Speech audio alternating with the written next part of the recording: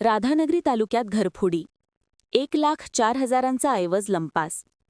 Radhanagari police Thane हद्दीत घरफोडीची घटना उघडकीस आली असून अज्ञात चोरट्याने राहत्या घराचे कुलूप उचकटून सुमारे 1,04,000 रुपयांचा ऐवज चोरून नेल्याची घटना घडली आहे।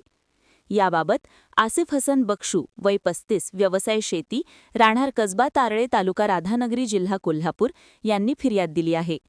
त्यांच्या फिर्यादीनुसार दिनांक 16 फेब्रुवारी 2026 रोजी रात्री 10 वाजता ते दिनांक 17 फेब्रुवारी 2026 रोजी सकाळी 7 वाजता दरम्यान त्यांचे मामा इल्लाही दादासो मुल्लाणी राहणार आकनूर तालुका राधानगरी यांच्या राहत्या घराचे बंद दरवाजाचे कुलूप अज्ञात चोरट्याने उचकटून घरात प्रवेश केला।